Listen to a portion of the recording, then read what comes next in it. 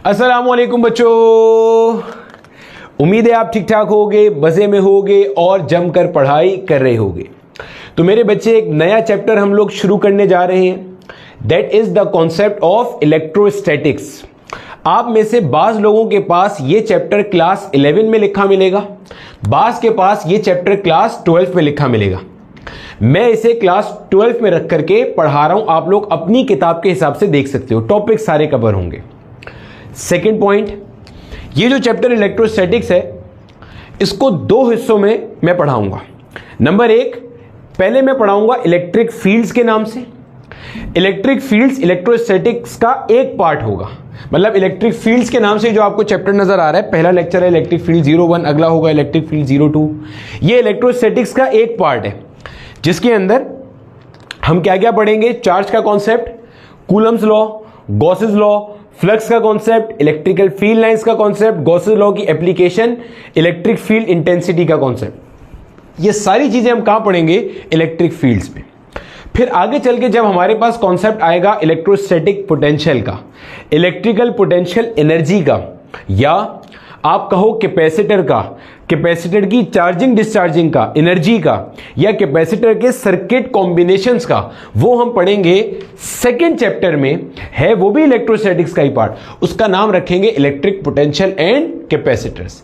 ऐसा इसलिए किया कि बाज टेक्स्ट बुक में ये चैप्टर इलेक्ट्रोस्टैटिक्स के नाम से कंप्लीट है, बाज में इस इलेक्ट्रोस्टैटिक्स के दो टुकड़े हुए हुए, तो मुझे दो टुकड़े ज्यादा अच्छे लगे कि एक चैप्टर में ज्यादा सारे लेक्चर्स नहीं रहेंगे, 10-12 लेक्चर में ये मुकम्मल होगा, इसी तरह 8-10 लेक्चर में इलेक्ट्रिक पोटेंशियल और कैपेसिटर का पार्ट मुकम्मल हो रहा होगा। ठीक है बच्चे, इस चैप्टर की अहमियत का अंदाजा आप इस बात से लगा लें कि आगे जो हमारी सीरीज है क्लास 12 के अंदर, उसमें सबसे बड़ा जो पोर्शन है वो इलेक्ट्रिसिटी और मैग्नेटिज्म का है, और ये चैप्टर इलेक्ट्रिसिटी और मैग्नेटिज्म की बिल्कुल फाउंडेशन सेट करेगा, बेसिस सेट करेगा।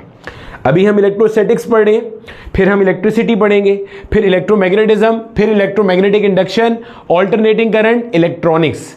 इन सब की जो वेरी फाउंडेशन है वो ये वाला चैप्टर सेट करता है, दैट इज इलेक्ट्रोस्टैटिक्स।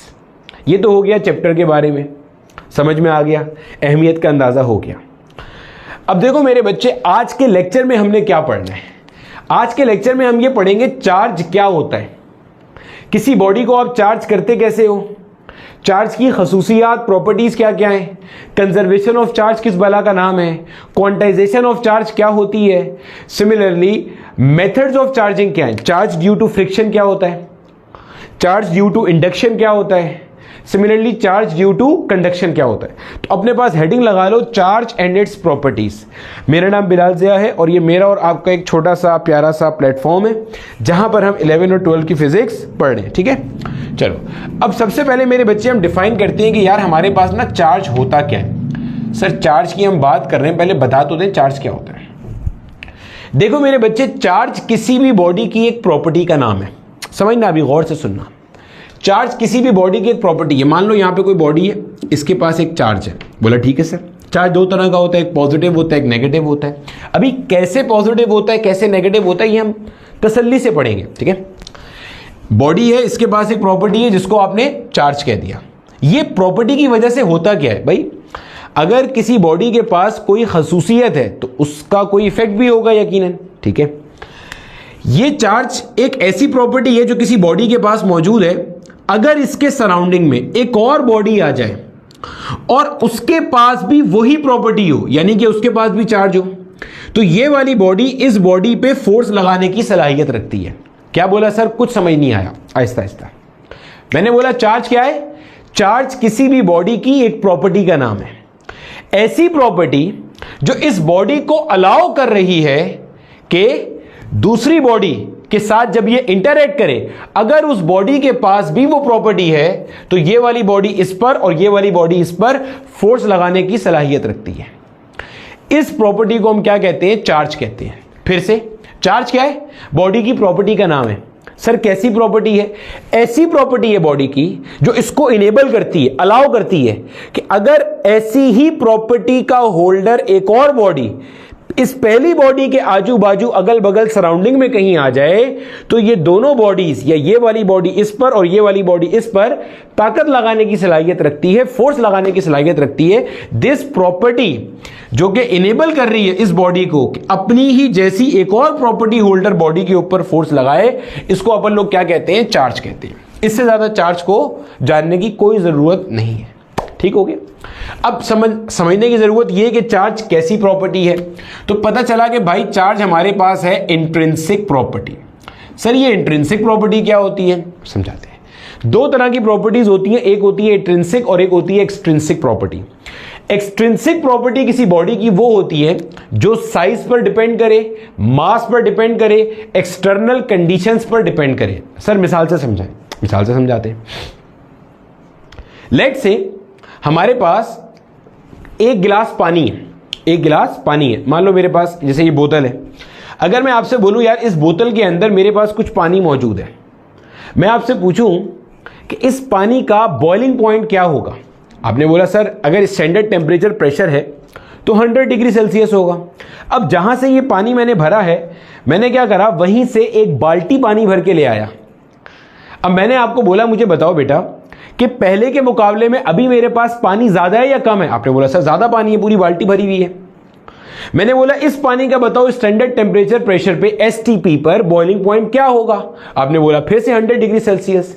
इसका मतलब बॉइलिंग पॉइंट इस पानी की एक ऐसी प्रॉपर्टी है, बॉइलिंग पॉइंट इस पानी की एक ऐसी प्रॉपर्टी है जो कि इस पर डिपेंड नहीं कर रही कि आपने कितना पानी कंसीडर किया है।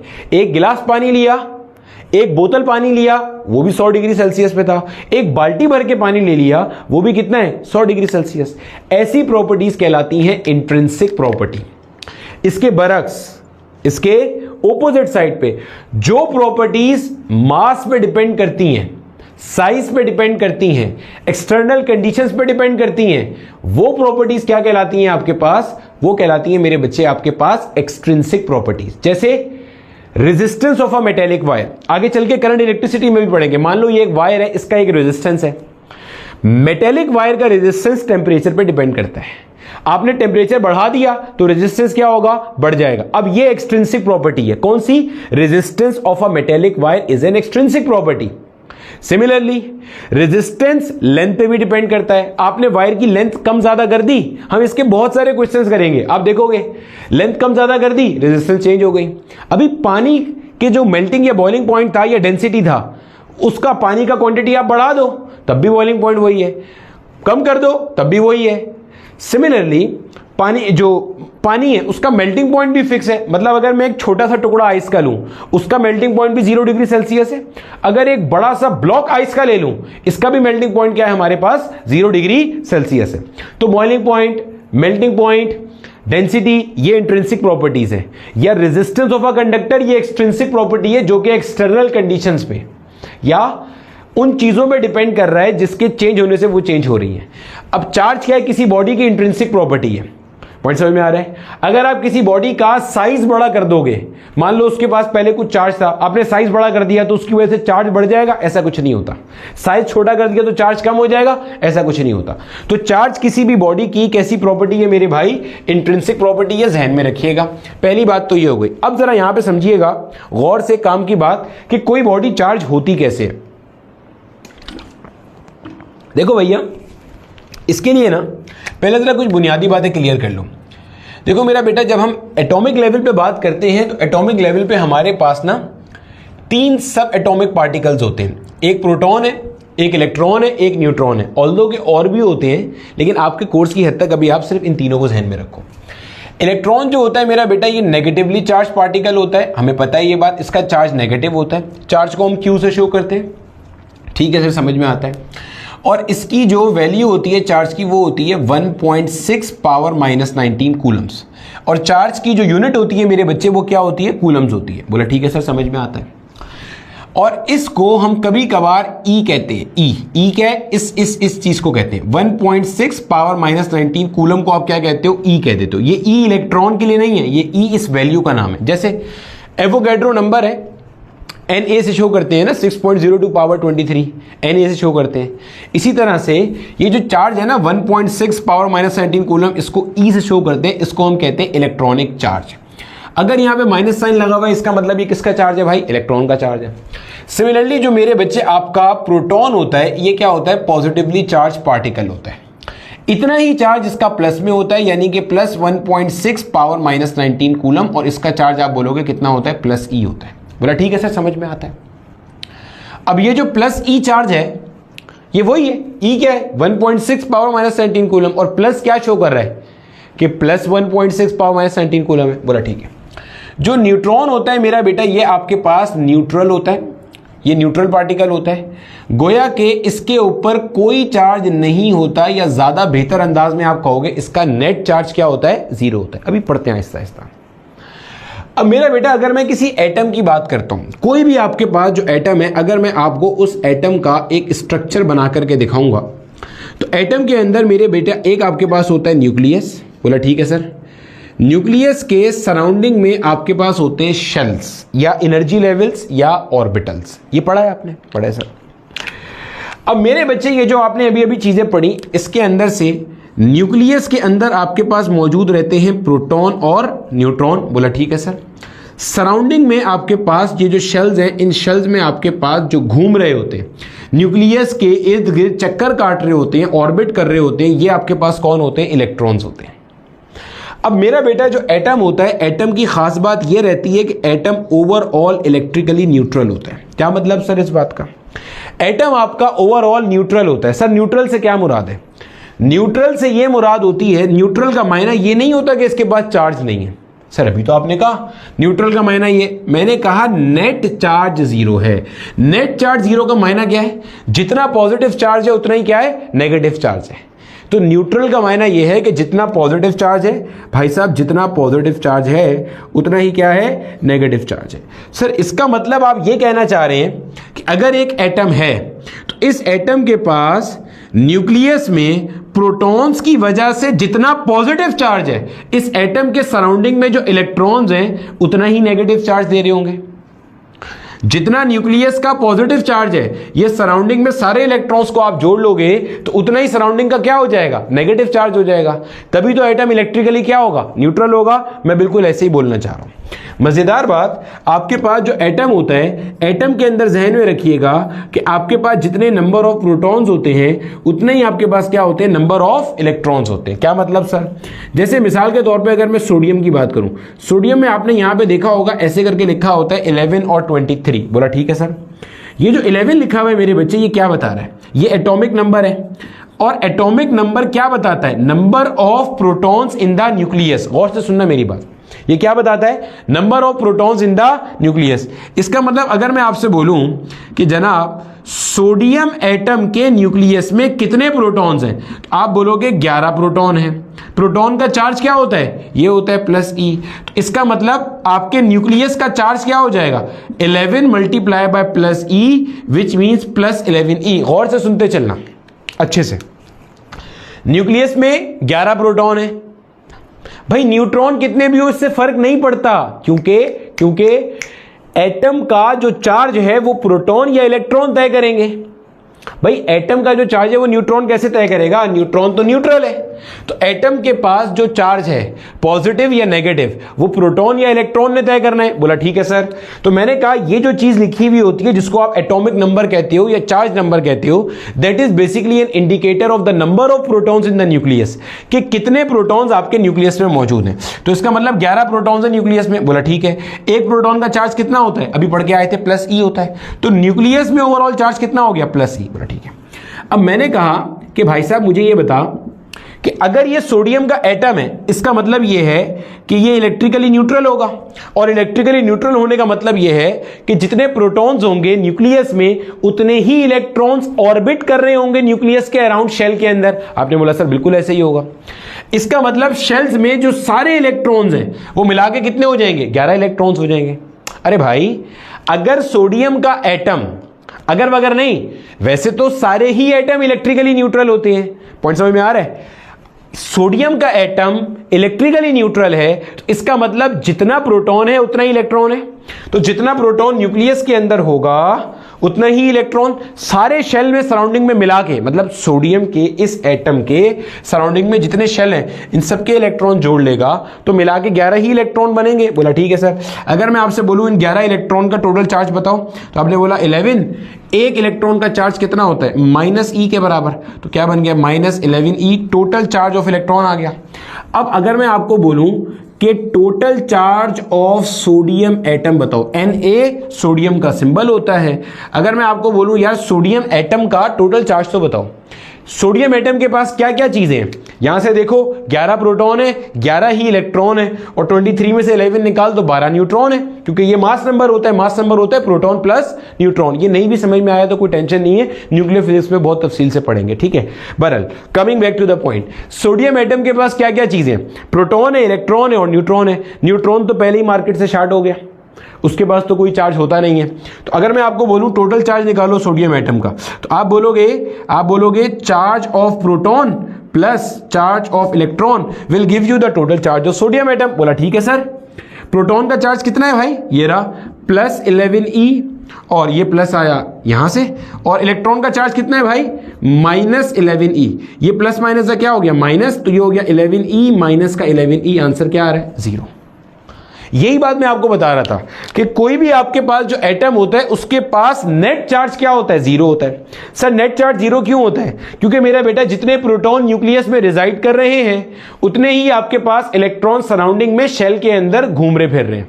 तो आपके पास जितना पॉजिटिव चार्ज है एटम का उतना ही क्या है? नेगेटिव चार्ज है। तो नेट चार्ज आपके पास क्या हो चुका? बैलेंस हो चुका। बोला ठीक है सर, हमें समझ में आ गया, कोई परेशानी वाली बात यहां तक अपने पास नहीं है। बोला ठीक है, चलो एक स्टेप आगे चलते हैं।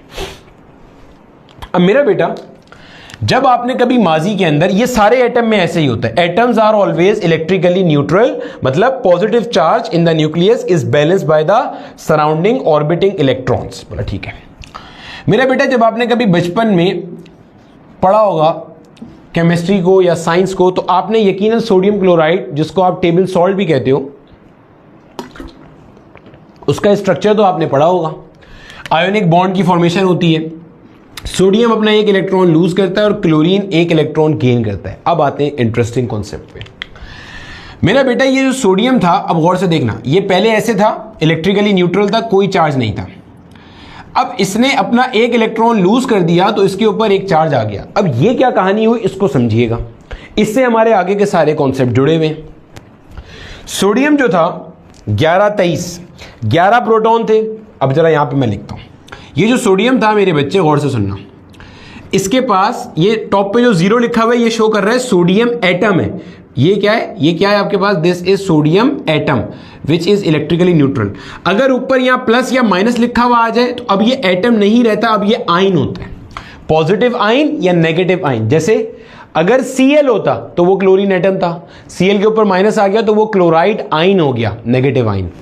इसमें पॉजिटिव आ गया तो ये सोडियम आयन हो गया, ठीक है। खैर, जब तक ये सोडियम एटम था 11 प्रोटॉन थे, अभी पढ़ा, और इलेक्ट्रिकली न्यूट्रल था, इसका मतलब सराउंडिंग में इलेक्ट्रॉन भी कितने थे? 11 थे।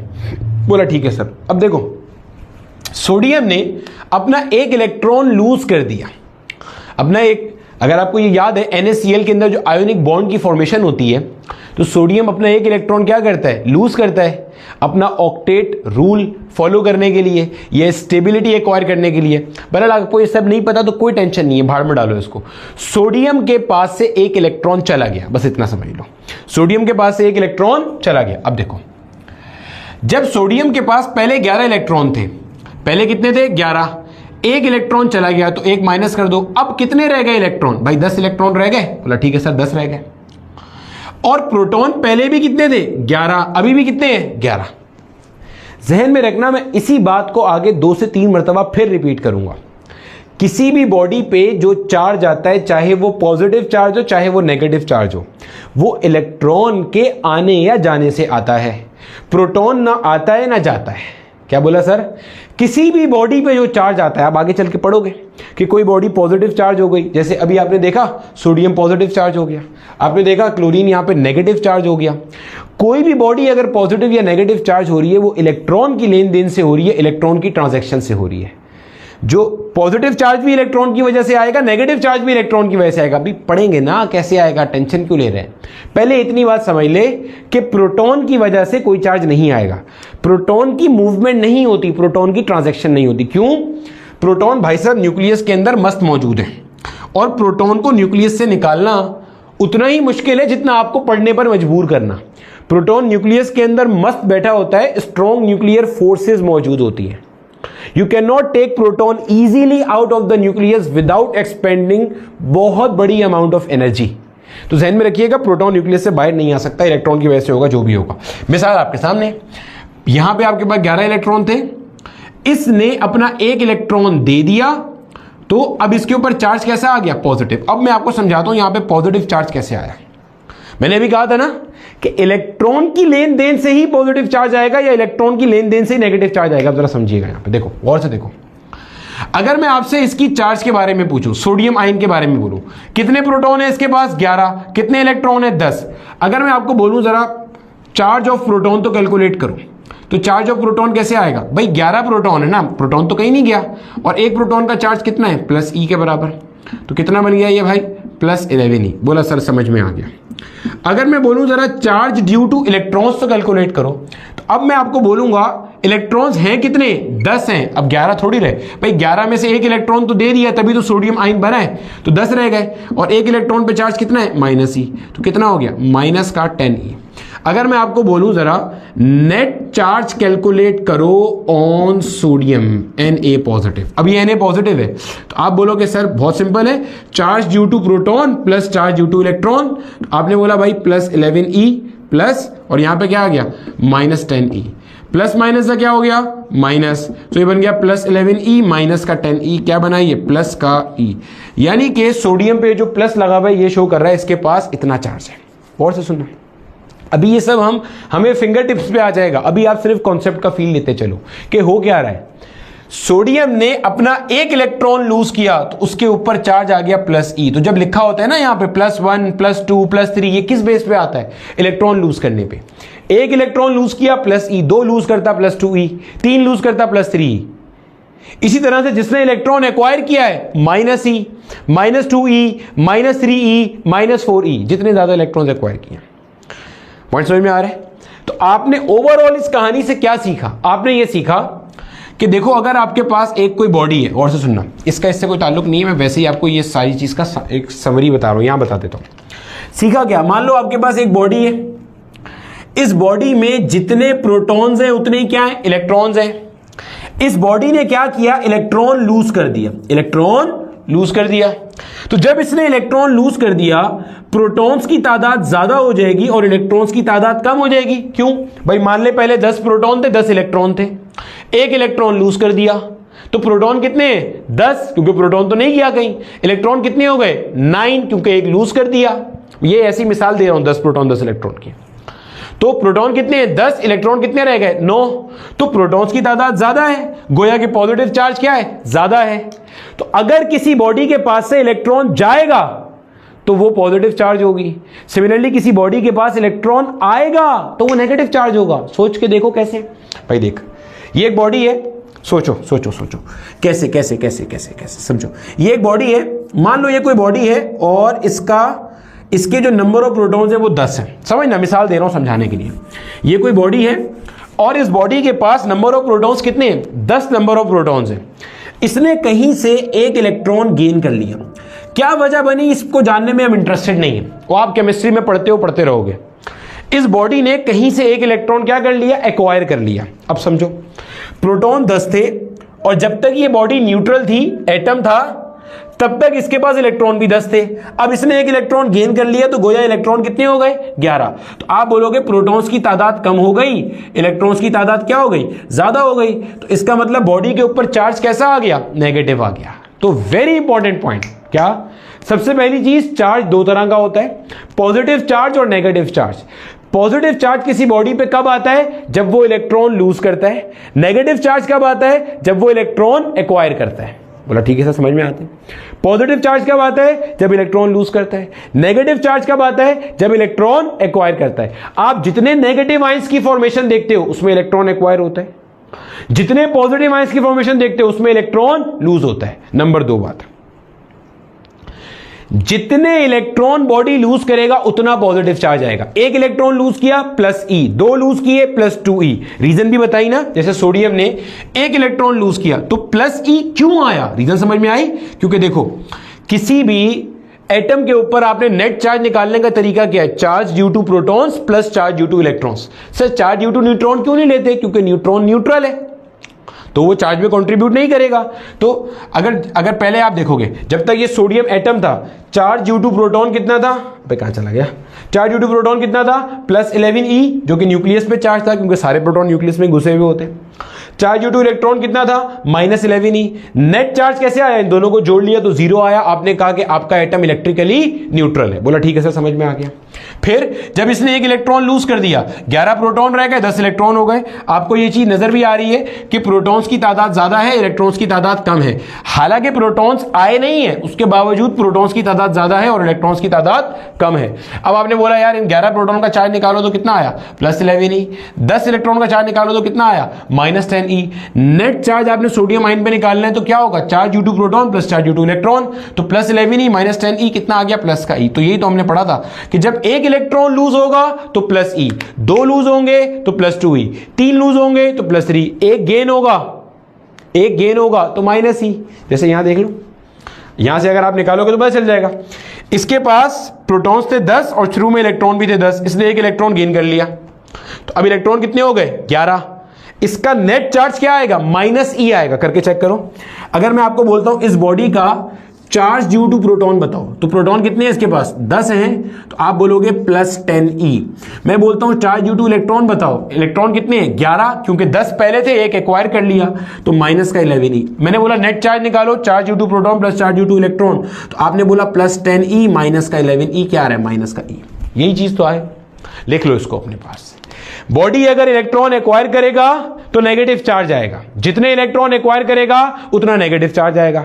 बॉडी इलेक्ट्रॉन लूज करेगा तो पॉजिटिव चार्ज आएगा। 4 इलेक्ट्रॉन लूज करेगा तो प्लस 4e आएगा। 5 लूज करेगा तो प्लस 5e आएगा। छाप लो जल्दी से इसको, आगे चलते हैं, कुछ और बातचीत पढ़ते हैं।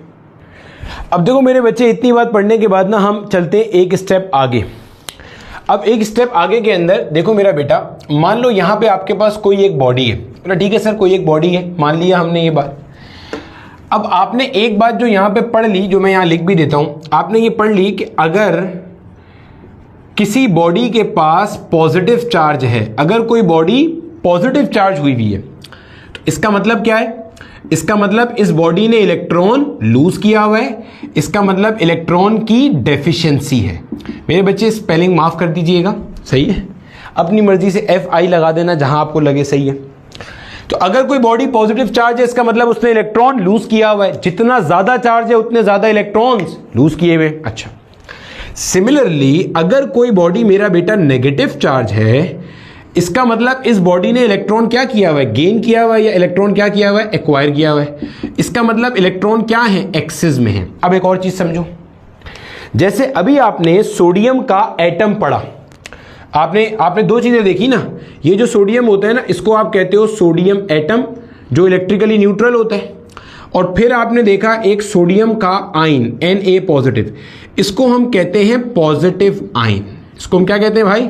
पॉजिटिव आयन कहते हैं। ऐसे ही अक्सर आपका एग्जामिनर ये भी सवाल पूछता है कि इन दोनों में से किसका मास ज्यादा है और किसका मास कम है। भाई आप खुद सोचो, सोडियम एटम के पास क्या चीज है? जितने प्रोटॉन है उतने ही इलेक्ट्रॉन है। 11 प्रोटॉन और 11 इलेक्ट्रॉन है। सोडियम आयन के पास क्या सीन है? 11 प्रोटॉन है लेकिन 11 इलेक्ट्रॉन नहीं है, 10 इलेक्ट्रॉन है। इसका मतलब ये जो सोडियम आयन है, इसके पास एक इलेक्ट्रॉन कम है। ये बात समझ में आ रही है? भाई जो सोडियम का आयन है, आयन कैसे बना? जो सोडियम का एटम था उसके सराउंडिंग में जो शेल थे उसमें से एक इलेक्ट्रॉन निकल के चला गया। तो सोडियम के आयन के पास 11 प्रोटॉन है इन द न्यूक्लियस। और 10 इलेक्ट्रॉन है इन द सराउंडिंग शेल, तो गोया एक इलेक्ट्रॉन क्या है, कम है। तो आप बोलोगे सोडियम के एटम का जो मास है, सोडियम के एटम का जो मास है वो स्लाइटली ज्यादा होगा सोडियम के पॉजिटिव आयन के मुकाबले में। तो आप अपने पास कहीं पे लिख लोगे कि mass of the atom is slightly greater then mass of its positive ion. Sir slightly greater क्यों कह रहे हैं? क्योंकि इलेक्ट्रॉन का अपना मास बहुत थोड़ा सा होता है, ना होने के बराबर होता है। इनफैक्ट प्रोटॉन के मुकाबले में जो इलेक्ट्रॉन का मास है वो तकरीबन 1830 टाइम्स अप्रोक्सीमेटली कम होता है।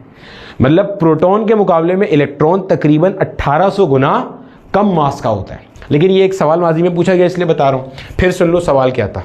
हमने बोला पॉजिटिव चार्ज है, इसका मतलब कैसे आया होगा, इलेक्ट्रॉन लूज करके, इलेक्ट्रॉन की डेफिशिएंसी है। बोला ठीक है सर। एक सोडियम एटम था, एक सोडियम का आयन था। सोडियम का एटम का मतलब 11 प्रोटॉन थे तो 11 ही इलेक्ट्रॉन है। सोडियम मैंने मिसाल ली है, अक्सर बच्चों को पता होता है, केमिस्ट्री ना पढ़ने वालों को भी इसलिए मिसाल ली है। जो आपके पास Na पॉजिटिव आयन बना तो इसलिए क्या करा, एक इलेक्ट्रॉन लूज कर दिया। अभी इसके पास 11 प्रोटॉन है लेकिन 10 इलेक्ट्रॉन है, ऐसे ही है। इसका मतलब इसका जो आयन का मास है वो कम होगा और सोडियम एटम का जो मास है वो कैसा होगा, ज्यादा होगा। अब यहां पे देख लो नेगेटिव चार्ज। अब देखो मान लो यहां पे आपके पास कोई एक बॉडी है, उस मतलब कोई भी एलिमेंट है उसका एटम है, जैसे क्लोरीन का एटम है समझ लो, और यहां पे आपके पास एक नेगेटिव आयन बना है। नेगेटिव आयन कैसे बनता है, इलेक्ट्रॉन गेन करके। मतलब मान लो इसके पास पहले x नंबर ऑफ प्रोटॉन्स थे और x नंबर ऑफ इलेक्ट्रॉन्स थे इस एटम के पास। अब मान लो ये एक नेगेटिव आयन बना और इसके ऊपर चार्ज कितना है, -e चार्ज है। मतलब एक इलेक्ट्रॉन इसने एक्वायर किया। भाई और आसान कर लो, ये नेगेटिव आयन कैसे बना, इसने एक इलेक्ट्रॉन एक्वायर कर लिया, सही है, इसने एक इलेक्ट्रॉन एक्वायर कर लिया। इसका मतलब इस नेगेटिव आयन के पास x प्रोटॉन होंगे और x + 1 इलेक्ट्रॉन होंगे। ये बात समझ में आती होगी। अरे भाई देख, पहले जितने प्रोटॉन थे अभी भी उतने प्रोटॉन है, लेकिन पहले जितने इलेक्ट्रॉन थे उसके मुकाबले में अब इलेक्ट्रॉन्स की तादाद एक क्या हो गई है, बढ़ गई है ना, एक ज्यादा हो गई है। क्यों? क्योंकि भाई नेगेटिव आयन की फॉर्मेशन कब होती है, जब वो इलेक्ट्रॉन एक्वायर करता है। मैंने कहा इस पे -e चार्ज है, या कह लो इसने एक इलेक्ट्रॉन एक्वायर किया है, तो पहले अगर x था तो अब कितना हो गया, x + 1। तो अगर मैं अब मास कंपैरिजन करूंगा तो नेगेटिव आयन का जो मास है वो थोड़ा सा ज्यादा होगा एटम के मुकाबले में। तो आप यहां पे लिखोगे कि mass of the atom is slightly less than the mass of its negative ion.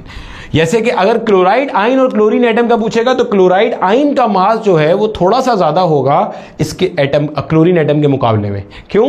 क्योंकि क्लोराइड आयन के पास एक इलेक्ट्रॉन इजाफी है क्लोरीन एटम के मुकाबले में।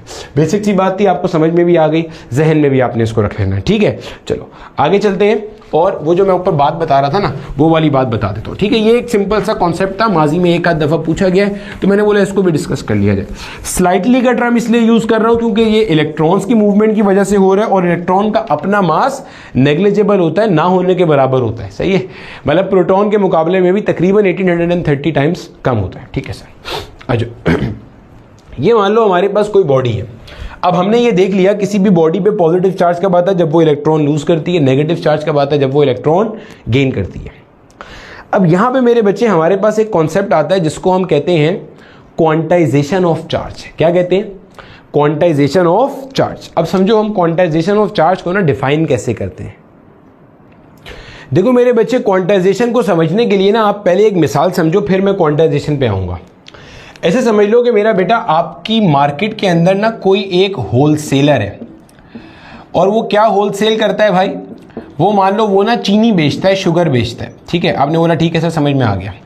वो जो आपके इलाके में भाई साहब है ना, मान लो वो चीनी बेचते हैं और उनके पास चीनी के ना 6 किलो के पैकेट बने हुए होते हैं।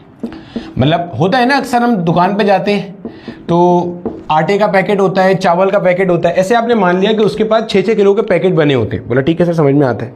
अभी 6 का टेबल तो आपको याद है ना, 6 1 = 6, 6 2 = 12, 6 3 = 18, 6 4 = 24, तो आसानी से समझ में आएगा।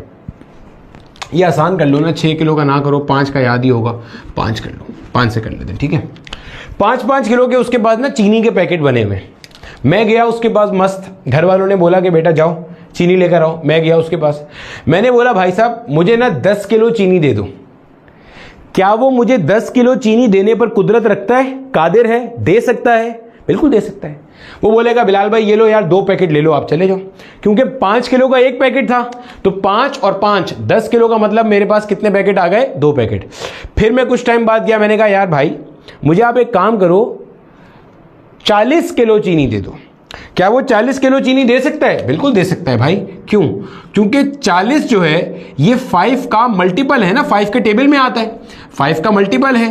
देखो समझो इस बात को, कॉन्सेप्ट का फील करो, वहां पे आराम से समझ में आ जाएगा। 5 8 का क्या होता है? 40 होता है, तो वो मुझे 8 पैकेट देगा। ये मैंने कैसे किया? मुझे चाहिए कितनी चीनी थी? 40 किलो। इसके पास पैकेट कितनी चीनी का है? 5 किलो का। डिवाइड कर दे भाई, डिवाइड किया तो पता चला भाई साहब 8 आ रहा है, 5 1 जा 5 8 जा, ठीक हो गया। अब मैंने बोला जरा इसका इम्तिहान लेते हैं। मैं गया, मैंने बोला यार एक काम करो, मान लो उसका नाम अली था, मैंने कहा अली भाई एक काम करो, आप मुझे अपनी दुकान से 7 किलो चीनी दे दो। अब अली भाई के पास बहुत सारी चीनी मौजूद है, लेकिन अली भाई मुझे 7 किलो चीनी नहीं दे सकता। क्यों? अली भाई के पास जो चीनी है उसका फंडामेंटल या बुनियादी पैकेट कितना है? 5 किलो का है। वो या तो 5 दे सकता है, या 10 दे सकता है, या 15 दे सकता है, या 20 दे सकता है। अली भाई के पास ऐसी कोई सलाहियत नहीं है कि वो मुझे 7 किलो दे सके। क्लियर? मैंने कहा चलो अली भाई आपके ऊपर मैं रहम करता हूं, आप 8 किलो चीनी दे दो। बोलेगा भाई यार क्या मजाक कर रहा है, या तो 10 ले ले या 5 ले ले। This concept is termed as packetization, quantization. आसान तरीन भाषा है ये। क्या क्वांटाइजेशन क्या होती है? किसी चीज का पैकेट की फॉर्म में होना इज क्वांटाइजेशन, किसी चीज का फिक्स फॉर्म में होना इज क्वांटाइजेशन। अली भाई जो चीनी बेच रहे हैं ये क्या है? क्वांटाइज्ड शुगर बेच रहे हैं। अली भाई को पता भी नहीं है, अली भाई को चाहिए अपनी दुकान के बाहर लगवाएं, sugar in this shop is quantized. क्या मतलब इस बात का? अली भाई ने एक बुनियादी पैकेट सेट किया हुआ है 5 किलो का। अब अली भाई इसी पैकेट के बराबर या इसी पैकेट के मल्टीपल में चीनी दे सकते हैं। आपकी मर्जी से रैंडम नंबर की चीनी आपको नहीं दे सकते। आप बोलो 12 किलो दे दे, अली भाई के पास करोड़ों किलो चीनी मौजूद होगी, अली भाई नहीं दे सकते आपको। आप बोलो 13 किलो दे दे, नहीं दे सकते। या तो 15 ले ले या 10 ले ले, या तो 2 पैकेट आएंगे या 3 पैकेट आएंगे। ये 2.5 पैकेट का कोई कॉन्सेप्ट नहीं है। This phenomena is termed as quantization. Quantization आपको क्या बताता है कि क्या चीज पॉसिबल नहीं है, या पैकेटाइजेशन क्या होती है। सर इसका इससे क्या ताल्लुक है अली भाई की चीनी से? अभी समझते हैं। मान लो भाई मेरे पास यहां पे एक कोई बॉडी है। अब जरा कॉन्सेप्ट का फील लेना। देखो ये जो पहला लेक्चर है ना, ये लेक्चर ना मुश्किल से आधे घंटे में भी खत्म किया जा सकता है। मुझे शौक नहीं है कोई एक्स्ट्रा पढ़ाने का। सीन क्या है कि कॉन्सेप्ट का आप जब तक फील नहीं लो ना, मजा नहीं है। फिजिक्स में सारे पैसे कॉन्सेप्ट के फील के होते हैं।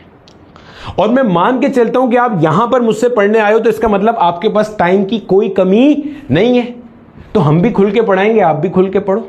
सही है? मान लो ये मेरे पास कोई बॉडी है। अभी हमें पता है किसी भी बॉडी के ऊपर जो चार्ज आता है वो या तो इलेक्ट्रॉन के देने से आता है या इलेक्ट्रॉन के लेने से आता है। हमने मान लिया कि ये वाले जो भाई साहब है ना, ये चार्ज एक्वायर कर रहे हैं, यानी कि इनके पास नेगेटिव चार्ज आ रहा है। नेगेटिव चार्ज कैसे आएगा? जब वो इलेक्ट्रॉन एक्वायर करेगा। अब सीखो, अगर इसके पास इलेक्ट्रॉन आएगा तो या तो मेरा बेटा ये 1 इलेक्ट्रॉन एक्वायर कर सकता है, या 2 इलेक्ट्रॉन एक्वायर कर सकता है, या 3 इलेक्ट्रॉन कर सकता है, या 4 कर सकता है। ऐसे ही है ना, ऐसे ही। यानी कि इंटीग्रल मल्टीपल ऑफ इलेक्ट्रॉन्स को ये एक्वायर कर सकता है। क्या ऐसा मुमकिन है कि ये जो बॉडी है ये 2.5 इलेक्ट्रॉन एक्वायर कर ले? 1 इलेक्ट्रॉन पूरा आया, फिर 1 इलेक्ट्रॉन पूरा आया, 1 इलेक्ट्रॉन आधा आया, आधा इलेक्ट्रॉन इसके पास आ गया, आधा कहीं और चिपक गया जाके। ऐसा हो सकता है? नहीं हो सकता। 2.5 इलेक्ट्रॉन कोई बॉडी एक्वायर नहीं कर सकती। 2.7 कोई बॉडी एक्वायर इलेक्ट्रॉन नहीं कर सकती। यानी कि जब कोई बॉडी इलेक्ट्रॉन गेन करती है या इलेक्ट्रॉन लूज करती है, वो इंटीजर फॉर्मेट में होना जरूरी है। इंटीजर क्या है? 1 2 3 4। 2.5 नहीं हो सकता, 3.1 नहीं हो सकता, 2.79 नहीं हो सकता। सोच के देखो, अबे इलेक्ट्रॉन एक मास पार्टिकल है ना, तो या तो कोई बॉडी 2 इलेक्ट्रॉन गेन करेगी या 3 गेन करेगी, 2 लूज करेगी या 3 लूज करेगी। ये 3.5 इलेक्ट्रॉन कैसे लूज हो जाएगा? पॉसिबल नहीं है, जहन में रख लिएगा। तो ये फिनोमेना कहलाता है चार्ज क्वांटाइजेशन का, कि charge on an object is always quantized. यहां पे जैसे हमारे पास अली भाई के पास जो चीनी का पैकेट था वो 5 किलो का था, या तो आप 5 किलो लोगे या 10 किलो या 15 किलो या 20 किलो, एक पैकेट या 2 पैकेट या 3 पैकेट या 4 पैकेट या जितने भी लेने हैं आपने, डिपेंड करता है कि आप में शुगर खाने की क्या सलाहियत है। सिमिलरली बॉडी के पास जो इलेक्ट्रॉन आएगा, जो चार्ज आएगा, वो पैकेट की फॉर्म में होगा, और जो एक पैकेट है वो एक इलेक्ट्रॉन है, तो या तो एक इलेक्ट्रॉन आएगा या 2 इलेक्ट्रॉन आएंगे या 3 इलेक्ट्रॉन आएगा। This is termed as charge quantization. अभी समझते हैं इसी को एक और तरह से समझते हैं, समझना, गौर से सुनना बात को। अगर किसी अब देखो आपको ये बात पता चल गई, अगर ये एक बॉडी है और ये बॉडी क्या कर रही है, इलेक्ट्रॉन एक्वायर कर रही है, तो इसके पास नेगेटिव चार्ज आ रहा होगा। बोला ठीक है सर। जब ये बॉडी इलेक्ट्रॉन एक्वायर करेगी, मान लो एक इलेक्ट्रॉन एक्वायर किया, तो एक इलेक्ट्रॉन का मतलब इसके पास -e चार्ज आएगा। जी सर आएगा। 2 इलेक्ट्रॉन का मतलब इसके पास -2e चार्ज आएगा, अभी तो पढ़ा है, आएगा। 3 का मतलब इसके पास -3e चार्ज आएगा, आएगा सर, बिल्कुल आएगा। इस e का मतलब मैंने बताया था क्या होता है, इस e का मतलब होता है 1.6 पावर -19 कूलम। माइनस साइन ये शो कर रहा है कि इसने इलेक्ट्रॉन एक्वायर किया है। जब इस बॉडी ने एक इलेक्ट्रॉन एक्वायर किया तो बॉडी के पास इतना नेगेटिव चार्ज आया, क्योंकि वो इलेक्ट्रॉन अपने साथ में चार्ज लेकर आया। बोला ठीक है। अगर ये बॉडी 2 इलेक्ट्रॉन एक्वायर करती है तो इसके बाद चार्ज कितना आता, -3.2 पावर -19 कूलम। कूलम चार्ज का ऐसा यूनिट है, ध्यान में रखिएगा, ठीक है। कूलम भी होता है, एम्पियर सेकंड भी होता है। एम्पियर सेकंड कहां से आता है, करंट का फॉर्मूला होता है I is equal to Q/T। T को वहां ले जाएगा तो Q will be equal to I times of T। यहां से आपके पास बन जाएगा एम्पियर सेकंड। तो कूलम भी रहता है, एम्पियर सेकंड भी रहता है। CGS के अंदर भी एक यूनिट होता है। CGS के अंदर जो आपका यूनिट होता है उसको आप कहते हो ESU, electrostatic unit, ESU। Charge का यूनिट ESU जो होता है वो CGS में रहता है, और वो आपके पास क्या होता है, वो आपके पास रहता है मेरा बेटा इलेक्ट्रोस्टैटिक यूनिट। आपने बोला ठीक है सर, यहां तक की बात हमारे पास क्या हो गई, समझ में आ गई। यहां तक हमारे पास कोई परेशानी या कोई मसला हमारे पास यहां तक नहीं है। और भी यूनिट्स होते हैं लेकिन उसको पढ़ने की फिलहाल कोई जरूरत नहीं है, ठीक है सर। चलें आगे। अब यहां समझो, बॉडी ने एक इलेक्ट्रॉन एक्वायर किया तो इतना चार्ज आया, बॉडी ने 2 इलेक्ट्रॉन एक्वायर किए तो इतना चार्ज आया। अब जरा समझना, अगर मैं कहता हूं कि किसी बॉडी के पास 1.6 पावर -19 कूलम का चार्ज है, अच्छे से सुनो, समझो, कॉन्सेप्ट का फील दो। मैं कहता हूं किसी बॉडी के पास 1.6 पावर -19 कूलम का चार्ज है, इसका मतलब उसने कितने इलेक्ट्रॉन एक्वायर किए होंगे। आपने बोला सर एक इलेक्ट्रॉन। कैसे निकाला, एक इलेक्ट्रॉन का चार्ज कितना होता है, 1.6 पावर -19 कूलम। आपने इससे डिवाइड कर लिया, ये और ये मर गया, आंसर 1 आ गया। सोचो, और से सोचो, मैंने कहा किसी बॉडी के ऊपर चार्ज है 3.2 पावर -19 कूलम का, बताओ इसने कितने इलेक्ट्रॉन्स एक्वायर किए होंगे, माइनस में चार्ज है ये। आपने बोला सर एक इलेक्ट्रॉन का चार्ज कितना है, 1.6 पावर -19, तो ये और ये मर गया, 1.6 1 जा 1.6 2 जा, इसका मतलब 2 इलेक्ट्रॉन एक्वायर किए। मैं कहता हूं, गौर से सुनना, मैं कहता हूं किसी बॉडी पर चार्ज है 2.4 पावर -19 कूलम, बताओ इसने कितने इलेक्ट्रॉन एक्वायर किए होंगे। अच्छे से सोचो, जब मैंने कहा किसी बॉडी पे चार्ज है 1.6 पावर -19 कूलम और पूछा कितने इलेक्ट्रॉन एक्वायर किए होंगे बॉडी ने, अगर इतना चार्ज है तो आपने इसको इलेक्ट्रॉन के चार्ज से डिवाइड कर दिया, आंसर आ गया 1। मैंने कहा किसी बॉडी के पास चार्ज है 3.2 पावर -19 कूलम, बताओ इसने कितने इलेक्ट्रॉन एक्वायर किए होंगे। आपने क्या किया, इसको डिवाइड कर दिया अपने इलेक्ट्रॉन के चार्ज से, आंसर आ गया 2 गया, 2 इलेक्ट्रॉन एक्वायर किए होंगे। अब मैं पूछ रहा हूं किसी बॉडी के पास ये चार्ज है 2.4 पावर -19 कूलम, बताओ इसने कितने इलेक्ट्रॉन्स एक्वायर किए होंगे तब जाके ये चार्ज आया। क्योंकि भाई अगर किसी बॉडी पे ये चार्ज नेगेटिव आया है तो इसका मतलब उसने इलेक्ट्रॉन गेन किए होंगे, और जो इलेक्ट्रॉन साथ आएगा वो अपना चार्ज लेकर आएगा साथ। तो आपने अगर निकालना है कितने इलेक्ट्रॉन गेन किए, आप क्या करो 1.6 पावर -19 से इसको डिवाइड कर दो, ये और ये आपके पास मर गया। सॉल्व करेंगे तो ये बन जाएगा 24/16, भाई 10 से मल्टीप्लाई डिवाइड कर दिया। सॉल्व करो जरा, 8 2 जा 16, 8 3 जा 24, क्या आंसर आ रहा है 3/2 यानी कि 1.5 आंसर आ रहा है 1.5। इसका मतलब क्या है, सोचो, इसका मतलब है किसी बॉडी ने अगर 1.5 इलेक्ट्रॉन एक्वायर किया तब जाके ये चार्ज आएगा। किसी बॉडी ने अगर 1.5 इलेक्ट्रॉन एक्वायर किया तब जाके ये चार्ज आएगा। इसका मतलब आप सीधा सीधा ये कहोगे ये चार्ज एग्जिस्ट किसी बॉडी पर कर ही नहीं सकता। जैसे आप 7 किलो चीनी खरीद ही नहीं सकते थे अली भाई से, क्योंकि पैकेट 5 का था या 10 का था, मतलब 10 का भी पैकेट नहीं था, वो 2 पैकेट मिला के 5 के बनते थे 10 ना। तो ये वाला चार्ज किसी बॉडी पे एग्जिस्ट नहीं कर सकता। सोच के देखो, फील लो, क्यों? बॉडी जब 1 इलेक्ट्रॉन एक्वायर करेगा ये चार्ज आएगा, जब 2 एक्वायर करेगा तो ये चार्ज आएगा। ये जो चार्ज है ये तो इनके दरमियान में आ रहा है। 1 इलेक्ट्रॉन और 2 इलेक्ट्रॉन के दरमियान में कोई पॉसिबिलिटी इलेक्ट्रॉन को एक्वायर करने की नहीं बनती। This phenomena is termed as quantization of charge. अब इस क्वांटाइजेशन ऑफ चार्ज के फिनोमिना से बहुत सारी तरह के क्वेश्चंस बनते हैं। एग्जामिनर पूछता है कि बताओ ये वाला इलेक्ट्रॉन एक्वायर हो सकता है या ये वाला चार्ज किसी बॉडी पे एग्जिस्ट कर सकता है या नहीं कर सकता। एक मिसाल से हम समझते हैं, छाप लो इसको जल्दी से, एक मिसाल से हम समझते हैं, ठीक है? चलो, मुश्किल नहीं है बिल्कुल भी, अभी आहिस्ता आहिस्ता हम पढ़ते हुए जाएंगे, हमें सब समझ में आएगा, ठीक है? एक सिंपल सा सवाल लेंगे, उसी से हम अपने सारे कॉन्सेप्ट्स क्लियर करेंगे।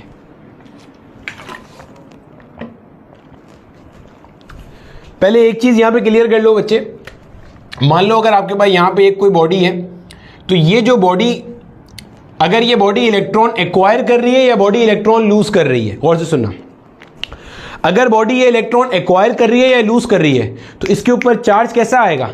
चार्ज जो होगा वो या तो ई होगा, प्लस माइनस ई। प्लस किस पे डिपेंड करता है कि वो इलेक्ट्रॉन लूज कर रही है या गेन कर रही है, सही है भाई। प्लस कब आएगा? जब वो इलेक्ट्रॉन लूज करेगा।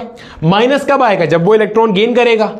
ये ई क्या शो कर रहा है? एक इलेक्ट्रॉन गेन किया या लूज किया। या तो इसके ऊपर चार्ज होगा भाई साहब प्लस माइनस 2e, या होगा भाई साहब प्लस माइनस 3e। ऐसे करते करते करते आप कहते हो किसी भी बॉडी के ऊपर, गौर से सुनना, किसी भी बॉडी के ऊपर जो टोटल चार्ज होता है वो Ne के बराबर होता है। किसी भी बॉडी के ऊपर जो टोटल चार्ज होता है वो Ne के बराबर होता है। और n यहां पे हमारे पास क्या होता है? इंटीजर होता है। n इंटीजर है जो ये बताता है कितने नंबर ऑफ इलेक्ट्रॉन्स बॉडी ने गेन किए हैं या लूज किए हैं। अगर बॉडी ने इलेक्ट्रॉन गेन किए होंगे तो Q की वैल्यू आप नेगेटिव में लिखोगे, अगर बॉडी ने इलेक्ट्रॉन लूज किए होंगे तो आप Q की वैल्यू पॉजिटिव में लिखोगे। भाई ये वही है जो तू अभी पढ़ के आया है, इसमें कोई नई बात नहीं है। ये क्या लिखा हुआ है वही तो पढ़ा है अभी। मुझे एक बात बता, भाड़ में डालिए जो लिखा हुआ है, मुझे एक बात बता।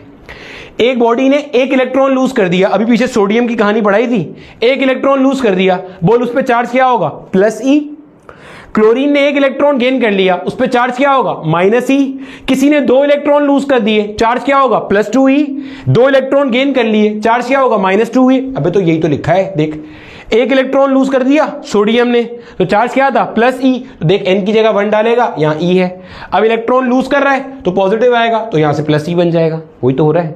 n की जगह 1 डाला और ई, तो इलेक्ट्रॉनिक चार्ज है एज इट इज, और प्लस क्यों आ रहा है? क्योंकि इलेक्ट्रॉन लूज कर रहा है। गेन कर रहा था क्लोरीन, तो भाई 1 इलेक्ट्रॉन गेन कर रहा है, यहां 1 आया, ये ई हो गया, तो 1 ई हो गया। और माइनस क्यों आ रहा है? क्योंकि इलेक्ट्रॉन गेन कर रहा है। तो ये जनरल फॉर्मूला है। आप क्या बोलोगे?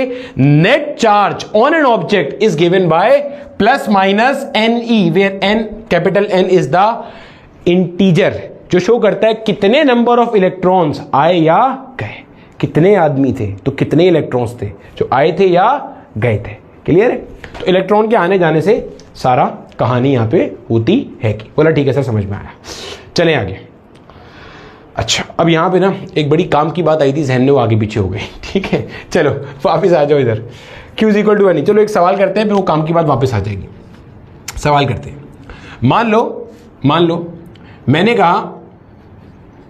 कहा किसी बॉडी ने चार्ज एक्वायर किया। किसी बॉडी ने क्या किया? चार्ज एक्वायर किया। कितना चार्ज एक्वायर किया? मैंने कहा 8 × 10 पावर -19 कूलम। फिर सवाल नंबर 2 में कहा मैंने 8 × 10 की पावर -17 कूलम। सवाल नंबर सी में कहा 8 × 10 की पावर -21 कूलम। बताओ क्या ये चार्ज बॉडी पर एग्जिस्ट कर सकता है? यस और नो? अगर कर सकता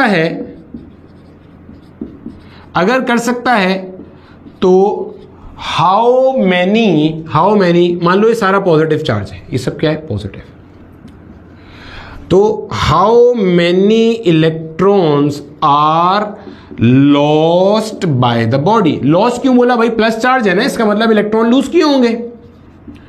फिर सुनो मैंने क्या बोला, मैंने कहा कि भाई किसी बॉडी ने चार्ज एक्वायर किया, चार्ज एक्वायर से ऐसा लग रहा है इलेक्ट्रॉन लूज किया, या बोलो किसी बॉडी पर, ज्यादा अच्छी टर्म कर लो, किसी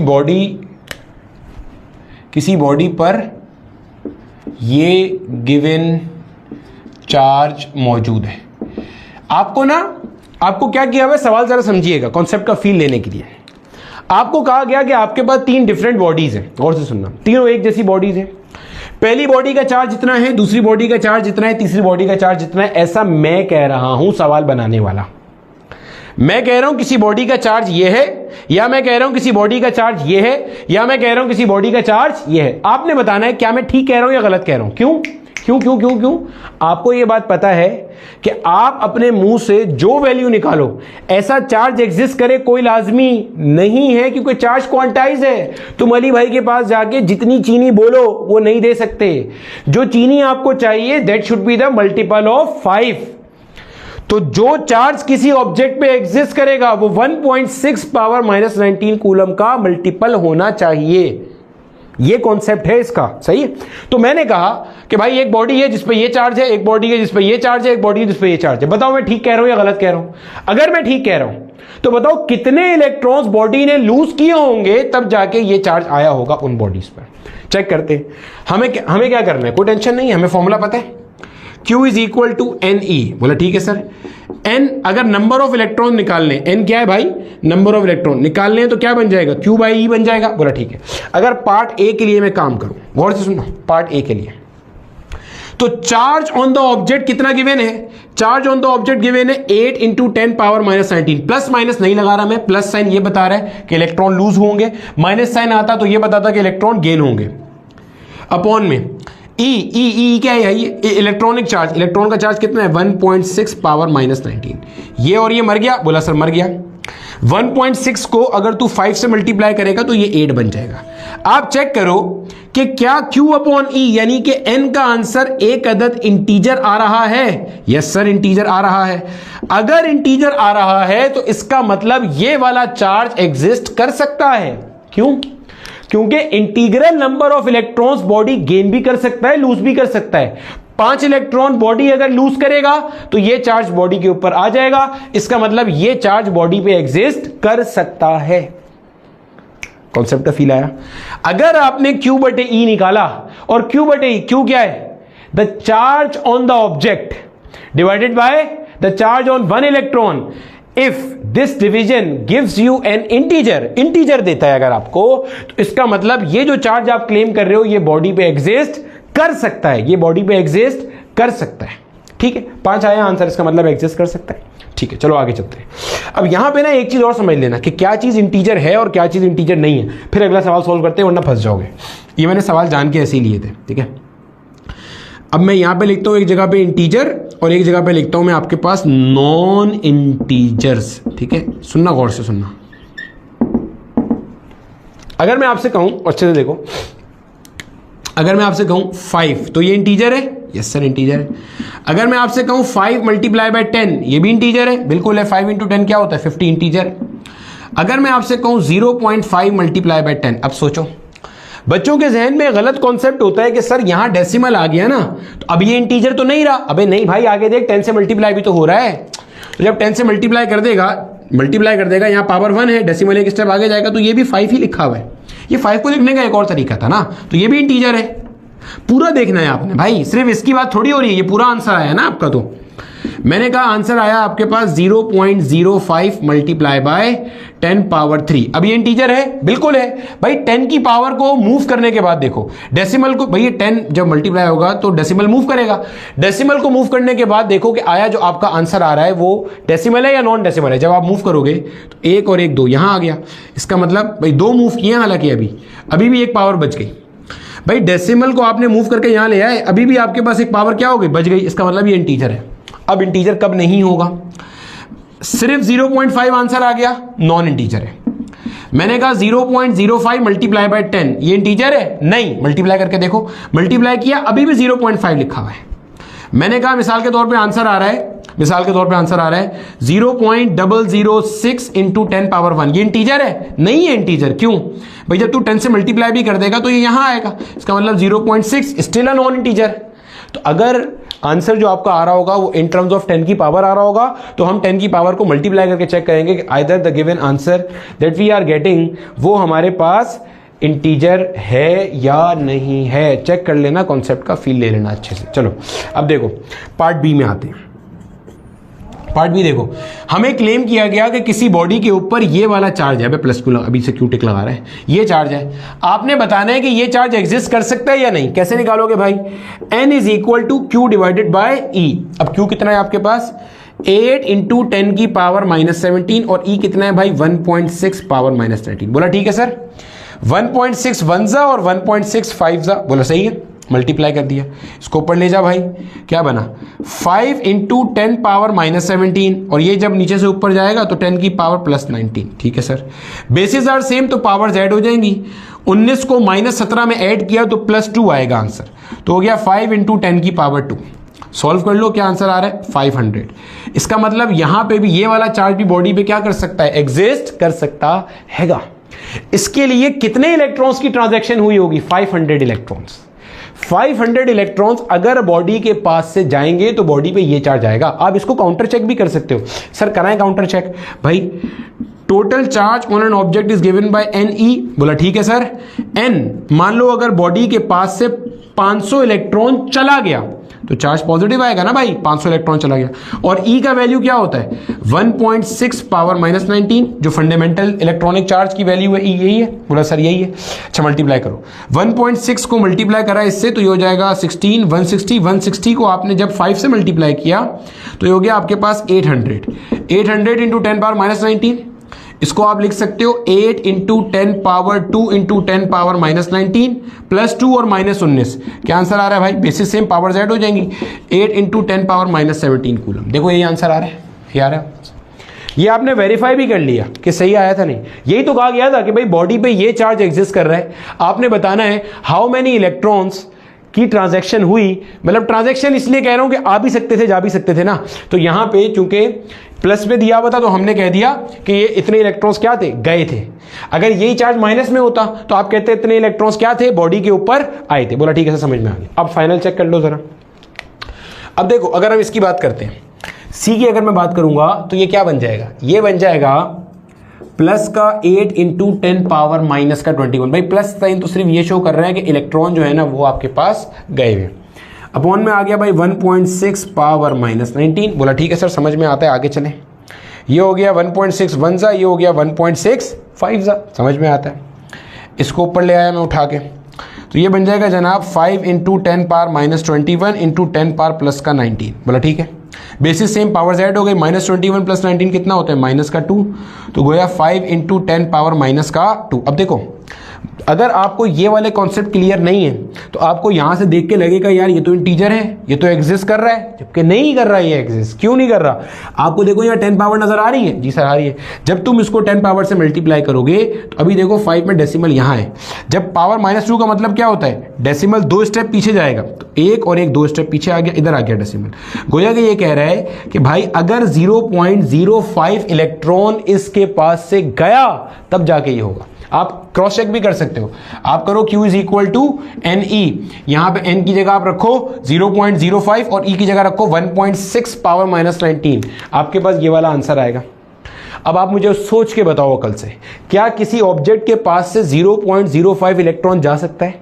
यानी कि ये पता है क्या कह रहा है? ये कह रहा है एक इलेक्ट्रॉन के 100 टुकड़े कर दो, उसमें से 5 टुकड़े चले गए, 95 टुकड़े रुक गए। क्या ये मुमकिन है? नहीं मुमकिन। तो आप बोलोगे ये वाला चार्ज किसी ऑब्जेक्ट पे एग्जिस्ट नहीं कर सकता। तो आपने सीखा क्या? आपने ये सीखा कि जो आपका दिल करे उतना चार्ज किसी ऑब्जेक्ट पे एग्जिस्ट करे ऐसा नहीं हो सकता। चार्ज किसी भी बॉडी के ऊपर क्वांटाइज्ड होता है। क्वांटाइज मतलब पैकेटाइज्ड होता है। या तो ई होगा या 2e होगा, e बोले तो 1.6 पावर माइनस 19 कूलम होगा, या 2e होगा, 2e बोले तो 2 multiply by 1.6 power minus 19 coulomb होगा, या 3e होगा, 3e बोले तो 3 इंटू 1.6 पावर माइनस 19 कूलम होगा, या 4e होगा, 4e बोले तो 4 इंटू 1.6, मतलब ओवरऑल कर दोगे तो ne के बराबर होगा, n बीइंग एन इंटीजर और e आपके पास क्या है, इलेक्ट्रॉनिक चार्ज की वैल्यू है 1.6 पावर माइनस 19 कूलम। छाप लो जल्दी से, कुछ बातें इसके अंदर और करते हैं, फिर आपको इसके कुछ पास पेपर के क्वेश्चंस कराता हूं। अब देखो मेरे बच्चे, इसी तरह से अगर मैं आपको एक सवाल और देता हूं, पुराना कॉन्सेप्ट मैंने जो दिया है आपको क्वांटाइजेशन ऑफ चार्ज को लेकर, अगर मैं एक सवाल आपको और देता हूं, मैं कहता हूं कि यार how many electrons will form 1 coulomb of charge, how many electrons will form 1 coulomb of charge. क्या मतलब सर? देखो मेरा बेटा, इस सवाल को समझने के कई सारे तरीके हैं। आपको ये बात पता है एक इलेक्ट्रॉन का चार्ज कितना होता है, 1.6 पावर माइनस 19 कूलम। 2 इलेक्ट्रॉन मिल जाएंगे तो कितना हो जाएगा, 3.2 पावर माइनस 19 कूलम। 3 इलेक्ट्रॉन जुड़ जाएंगे तो कितना हो जाएगा, 4.8 पावर माइनस 19 कूलम। ऐसे कितने सारे इलेक्ट्रॉन्स को जोड़ा जाए तो जाके 1 कूलम चार्ज बनता है, या वाइस वर्सा। ऐसे आपसे पूछ लेगा क्वेश्चन कि यार एक बॉडी है, उस बॉडी पर 1 कूलम चार्ज एग्जिस्ट करता है, बताओ इस बॉडी ने कितने इलेक्ट्रॉन्स की ट्रांजैक्शन करी होगी। मतलब अगर +1 कूलम है तो कितने इलेक्ट्रॉन्स लूज किए होंगे, -1 कूलम है तो कितने इलेक्ट्रॉन्स गेन किए होंगे। आपने बोला सर कोई मसला नहीं है, फॉर्मूला क्या है, Q is equal to NE, आगे आ गया। आपने बोला भाई साहब N is equal to Q divided by E। आपने बोला भाई 1 कूलम चार्ज है, बोला ठीक है सर, और E का वैल्यू कितना है, E का वैल्यू है 1.6 पावर माइनस 19 कूलम। बोला सही है सर, इसको ऊपर ले जाते हैं, ये बनता है 10 की पावर 19 डिवाइडेड बाय 1.6। आप कैलकुलेटर के थ्रू भी कर सकते हो, लेकिन यही सेम सवाल आपके कई सारे इंजीनियरिंग मेडिकल कॉलेज में भी पूछा गया है, तो मैं आपको विदाउट कैलकुलेटर भी बता देता हूँ। इस 10 पावर 19 को अगर आप तोड़ दोगे तो मेरे बच्चे क्या बनेगा, 10 पावर 2 इंटू 10 पावर 17 अपॉन में क्या आ गया, 1.6। बोला ठीक है सर, समझ में आता है। 10 पावर 2 का मतलब हो गया 100, 10 पावर 17 एज इट इज आया, अपॉन में जो लिखा हुआ है इसको मैं लिख सकता हूँ 16 डिवाइडेड बाय 10। बोला सही है सर, इस 10 को भी ऊपर भेज दो 10 पावर 17 के पास। सर ये इतनी सारी हम लोग मैथमेटिकल ओपनिंग्स क्यों कर रहे हैं, ताकि हमारे लिए ये चीज़ें विदाउट कैलकुलेटर सॉल्व करना आसान हो जाए। सर ये 17 से 18 कैसे हुआ, अरे भाई ये 10 जब डिवाइड हो रहा है पलटेगा तो ऊपर जाके 10 पावर 17 से मल्टीप्लाई हो जाएगा। इस 10 पे पावर क्या है, 1 है। सर 10 पे ऊपर जाएगा तो -1 नहीं होगा, अबे अगर यहां से ऊपर जाएगा तो -1 होगा। ये 16/10 को मैं पलट रहा हूं तो क्या आ जाएगा, 10/16। तो 10 को जब मल्टीप्लाई करेंगे तो 10 पावर 18 हो जाएगा, अपॉन में क्या आ गया 16। अब सिंपल कैलकुलेशन करनी है। अगर 16 का टेबल याद है बहुत अच्छी बात है, नहीं याद है तो जो टेबल याद है 2 का याद है 2 के टेबल से कैंसिल कर दो। 2 8 टाइम्स क्या होता है 16 और 2 50 टाइम्स क्या हो जाएगा 100 हो जाएगा। अब आ जाओ 8 के टेबल से, वरना फिर 2 के टेबल से काट लो। 8 6 आपके पास क्या होता है 48 होता है, डेसिमल लगा दिया। क्यों डेसिमल, 50 में से 48 निकाला तो 2 बच गया। 8 के टेबल में 2 या उससे छोटा नंबर नहीं आता, डेसिमल लगाया 0 लगाया। 8 2 टाइम्स आपके पास क्या होता है 16 होता है, 20 में से 16 निकाला 4 बच गया, फिर 0 लगाया क्योंकि डेसिमल के बाद हर स्टेप पे 0 लगा सकते हो। 8 5 से आपके पास क्या होता है 40 होता है। आंसर आता है 6.25 इंटू 10 की पावर 18 इलेक्ट्रॉन्स। अब अगर आपसे कोई पूछे कि किसी बॉडी पे 1 कूलम चार्ज एग्जिस्ट कर सकता है या नहीं, तो आपने सिर्फ यहां से देखकर जवाब नहीं देना कि सर ये देखें ये डेसिमल आ रहा है तो नॉन इंटीजर है। भाई ये नॉन इंटीजर नहीं है, ये पूरे नंबर आपका आंसर आया है ना, सिर्फ ये आंसर थोड़ी आया। अगर आप सॉल्व करते और सिर्फ 6.25 आता तो मैं भी आपके साथ होता कि आंसर नॉन इंटीजर है, ये इलेक्ट्रॉन नहीं निकल सकते या ये वाला चार्ज एग्जिस्ट नहीं कर सकता। लेकिन अभी मेरे बच्चे आपके पास जो आंसर है वो सिर्फ 6.25 नहीं आया, इसको अच्छे से समझ लेना। बोला ठीक है सर, ये आंसर आया है। इसको देखो मैं ऐसे भी तो लिख सकता हूं, ये पावर पॉजिटिव है, गोया डेसिमल आगे जाएगा। अगर मैं डेसिमल को 2 स्टेप आगे ले जाऊं तो ये हो गया 625 इंटू 10 की पावर 16। चेक करो, डेसिमल को 2 स्टेप आगे ले गया, ये सर ऐसे हो गया। तो भाई देखो अब डेसिमल यहां आ चुका है। अब अगर मैं 10 की पावर 16 से भी मल्टीप्लाई करूंगा तो ये डेसिमल 16 स्टेप और आगे चला जाएगा, गोया कि यहां 16 जीरोज लिखे हुए आ जाएंगे।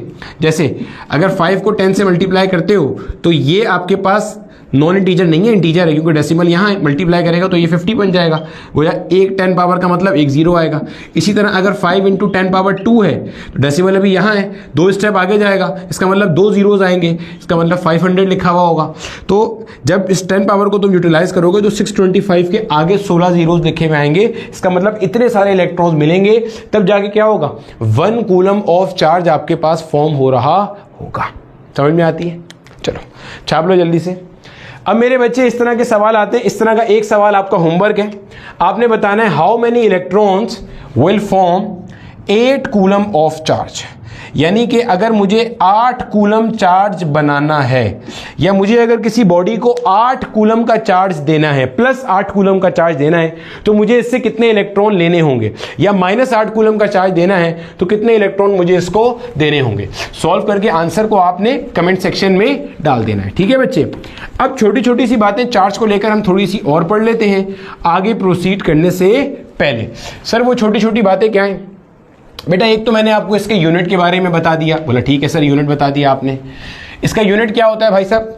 इसका यूनिट हमारे पास एसआई सिस्टम में कूलम होता है, सीजीएस सिस्टम में ईएसयू होता है, उनकी कन्वर्जन बता दी। एक कूलम बराबर है 3 × 10⁹ ईएसयू के इलेक्ट्रोस्टैटिक यूनिट की। बोला ठीक है सर, आगे चले मजीद बताएं। दूसरी चीज मेरा बेटा, जो चार्ज की डिफरेंट प्रॉपर्टीज हैं उनमें एक प्रॉपर्टी आपके पास है additivity of charge. Additivity of charge. Sir ये एडिटिविटी क्या है? कुछ नहीं, हम पढ़ चुके हैं पहले इसको, नाम से अब पढ़ा रहा हूं। चार्ज स्केलर क्वांटिटी होती है, वेक्टर नहीं होती है। चार्ज सीधा सीधा ऐड हो जाता है, चार्ज सीधा सीधा ऐड हो जाता है। चार्ज को ऐड करने के लिए कोई मुश्किल नहीं है। क्या मतलब सर? अभी थोड़ी देर पहले हमने एक काम किया था। क्या सर? मैंने कहा था अगर ये सोडियम का एटम है 1123, तो मैंने कहा था इसके पास 11 प्रोटॉन है, और अगर ये एटम है तो ये इलेक्ट्रिकली न्यूट्रल होगा, इसका मतलब 11 इलेक्ट्रॉन होंगे। बोला ठीक है। मैंने आपको कहा था कि मुझे चार्ज ड्यू टू प्रोटॉन बताओ, तो आपने क्या सर 11 प्रोटॉन है, एक प्रोटॉन का चार्ज होता है प्लस ई, तो मिला के चार्ज हो गया प्लस 11 ई। बोला ठीक है। मैंने आपको कहा चार्ज ड्यू टू इलेक्ट्रॉन बताओ, तो 11 इलेक्ट्रॉन है और एक इलेक्ट्रॉन का चार्ज माइनस ई है, तो मिला के क्या हो गया, माइनस का 11 ई हो गया। बोला ठीक है सर। अब अगर मैं आपसे पूछता हूं नेट चार्ज बताओ, नेट चार्ज कैसे आएगा? इन सारे चार्जेस को जमा करके। तो आपने जमा कैसे किया? सिंपल अलजेब्रिक मैनर में। आपने बोला plus 11 E, this is the charge due to proton, फिर minus 11 E, this is the charge due to electron. Net charge क्या आ गया? 0।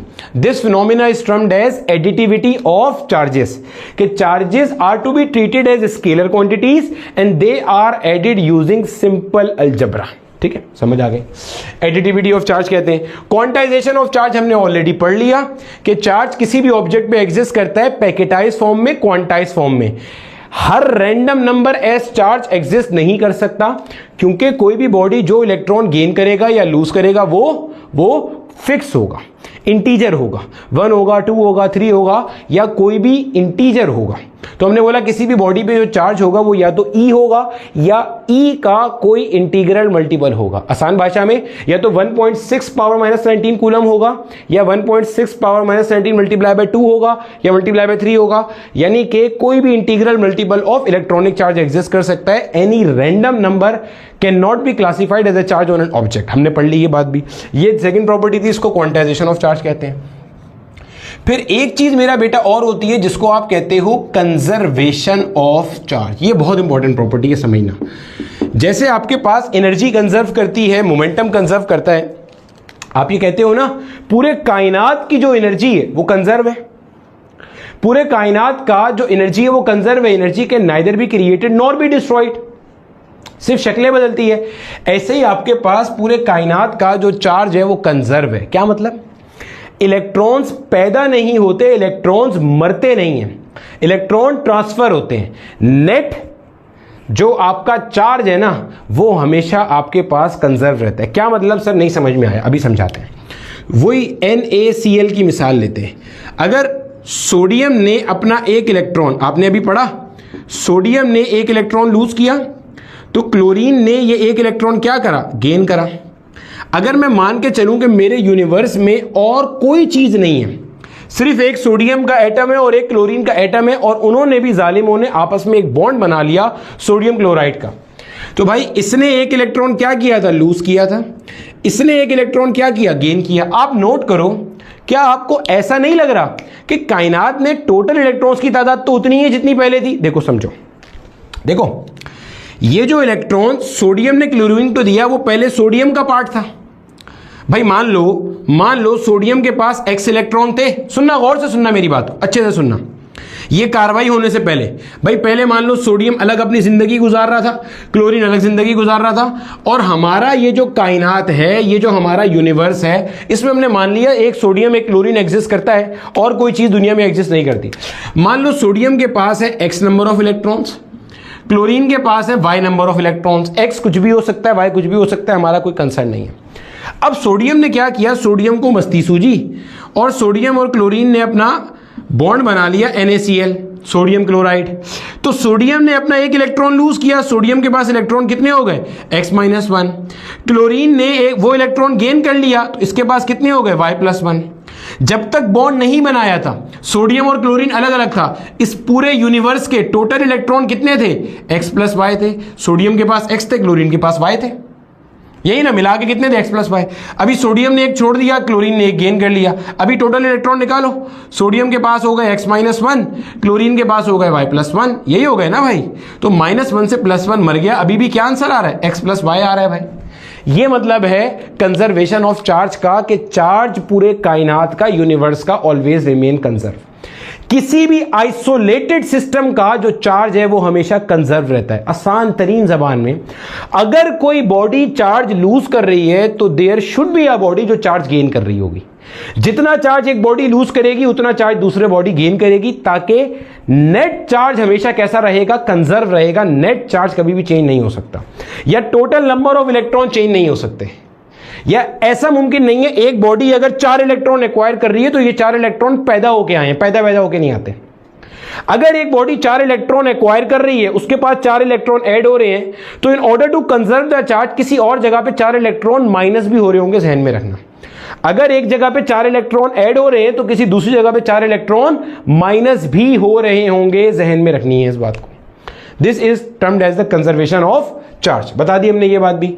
इसी तरीके से मेरा बेटा, आपसे अक्सर एग्जामिनर एक सवाल पूछता है कि किसी भी बॉडी के ऊपर मिनिमम कितना चार्ज एग्जिस्ट कर सकता है। यह भी एक सवाल है, माजी में पूछा गया है। इसका आंसर आप खुद ही दे सकते हो, बल्कि वीडियो को पॉज करो और एक बार इसका आंसर खुद से देने की कोशिश करो कि किसी बॉडी पे मिनिमम कितना चार्ज एग्जिस्ट कर सकता हैगा। सोच के देखो जरा, सोचो। देखो, अगर मैं आपसे बोलूं, अब तो हमने इसको अच्छे से पढ़ लिया ना, अगर मैं आपसे पूछूं मेरे बच्चे कि किसी भी बॉडी पर, गौर से सुनना, किसी भी बॉडी पर चार्ज आता कैसे, भाई या तो वो इलेक्ट्रॉन लूज करेगा या वो इलेक्ट्रॉन गेन करेगा। भाई और कोई तरीका तो नहीं है चार्ज को लाने का। सही है सर। अभी आगे चल के भी जब हम मेथड्स ऑफ चार्जिंग पढ़ेंगे ना, उसमें भी आप देखोगे तो किसी भी बॉडी में चार्ज कैसे आता है, सर या तो वो इलेक्ट्रॉन लूज करेगा या वो इलेक्ट्रॉन गेन करेगा। मान लो मैं कहता हूं ये बॉडी इलेक्ट्रॉन गेन कर रही है, ये बॉडी इलेक्ट्रॉन गेन कर रही है। आप मुझे बताओ कम से कम इलेक्ट्रॉन कितने गेन कर सकती है? आप बोलोगे सर 1 इलेक्ट्रॉन। भाई कम से कम 1 ही तो गेन कर सकती है। यानी कि किसी भी बॉडी पे अगर मैं आपको बोलूं जो मिनिमम चार्ज पॉसिबल है वो 1.6 पावर -19 कूलम है, तो ये बात हजम होती है। किसी भी बॉडी पे चार्ज आता कब है? जब वो इलेक्ट्रॉन गेन करेगा या लूज करेगा। कोई बॉडी कम से कम कितना इलेक्ट्रॉन गेन या कितना इलेक्ट्रॉन लूज कर सकती है? आप बोलोगे सर 1 इलेक्ट्रॉन या तो गेन कर सकती है या 1 इलेक्ट्रॉन लूज कर सकती है। इससे ज्यादा तो नहीं हो सकता। पॉइंट समझ में आ रहा है? मतलब सॉरी, इससे कम तो नहीं हो सकता, ज्यादा तो हो सकता है 2, 3, 4 अरबों खरबों जितने भी, कम तो नहीं हो सकता ना। मतलब 0.5 इलेक्ट्रॉन तो गेन नहीं कर सकता, 0.5 तो लूज नहीं कर सकता, 0.2 तो गेन नहीं कर सकता। इसका मतलब कम से कम चार्ज जो बॉडी पे एग्जिस्ट कर सकता है उसकी वैल्यू है 1.6 पावर -19 कूलम। और ये कब आएगा? जब बॉडी 1 इलेक्ट्रॉन गेन या लूज करेगी। 1 इलेक्ट्रॉन गेन करेगी तो -1.6 पावर -19 कूलम, 1 इलेक्ट्रॉन लूज करेगी तो +1.6 पावर -19 कूलम। तो किसी भी बॉडी पे कम से कम जो चार्ज एग्जिस्ट करता है वो इतना है। इसको हम कहते हैं फंडामेंटल चार्ज।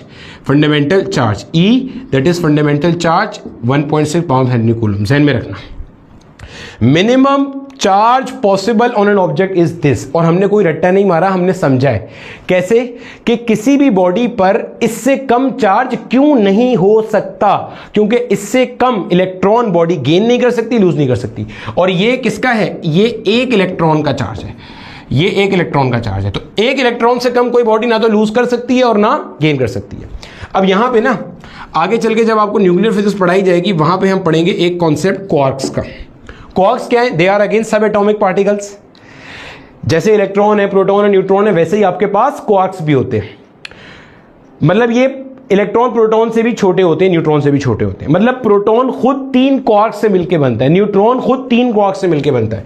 अगर हम प्रोटॉन की बात करेंगे तो प्रोटॉन के अंदर आपके पास मेरे बच्चे ऐसे करके 2 अप क्वार्क होते हैं, एक डाउन क्वार्क होता है। न्यूट्रॉन के अंदर आपके पास 2 डाउन क्वार्क होते हैं और एक अप क्वार्क होता है। सही है। अब ऐसा क्यों होता है और क्वार्क क्या होता है, इसकी बहुत सारी तफसील पढ़ेंगे न्यूक्लियर फिजिक्स में, टेंशन नहीं लेना। पूरा मॉडल पढ़ेंगे, बोसॉन्स, हेड्रॉन्स, लेप्टॉन्स सब पढ़ेंगे तसल्ली से। अभी इसकी जरूरत नहीं है। अभी सिर्फ एक डाउट के आंसर के लिए यहां पे आया हूं। इसमें मेरा बेटा आपके पास जो आपका अप क्वार्क होता है, ये जो ऐसे करके बना है अप क्वार्क, इसका चार्ज होता है +2/3e। क्या चार्ज होता है? +2/3e। जब आप इसको सॉल्व करोगे तो 1.6 × 10⁻13 कूलम को, इसका मतलब आपने 3 से डिवाइड किया फिर 2 से मल्टीप्लाई कर दिया। जब आप इसको सॉल्व करोगे तो आपका आंसर समवेयर अराउंड 1 × 10⁻19 कूलम आएगा। करके देखना इसका आंसर, ठीक है। मतलब इतना रफली इतना आएगा। अब बच्चे का सवाल ये आता है कि सर अगर एक क्वार्क है, उस क्वार्क पे इतना चार्ज एग्जिस्ट कर रहा है और इसकी जो वैल्यू है आप कैलकुलेट करके देख भी लो, +2/3e। तो बच्चे मैं कैलकुलेट अगर करूं 2 / 3 मल्टीप्लाई बाई e की वैल्यू क्या थी? 1.6 × 19। तो भाई ये आ रहा है 1.067 × 10⁻19। अब बच्चे का सवाल ये आता है, सर ये जो क्वार्क्स है, अब क्वार्क है, इसी तरह आपके पास एक डाउन क्वार्क होता है, डाउन क्वार्क के ऊपर होता है -1/3 × e। इसको सॉल्व करोगे आपके पास तो 0.5 × 10⁻19 कूलम के अराउंड कुछ आएगा आंसर। तो बोलता है सर आपने तो कहा था कि किसी भी ऑब्जेक्ट के ऊपर जो मिनिमम चार्ज एग्जिस्ट कर सकता है वो तो e के बराबर है। इसमें देखें e से कम एग्जिस्ट कर रहा है, इसमें भी e से कम कर रहा है। आप यहां से भी सॉल्व करके चेक कर सकते हो, आपको पता चल जाएगा। ये कह रहा है 0.67e, ये कह रहा है 0.3e। तो सर ये तो देखें ना e से कम एग्जिस्ट कर रहा है। बिल्कुल आपका बात सही है, लेकिन क्वार्क्स आइसोलेटेड फॉर्म में एग्जिस्ट नहीं करते।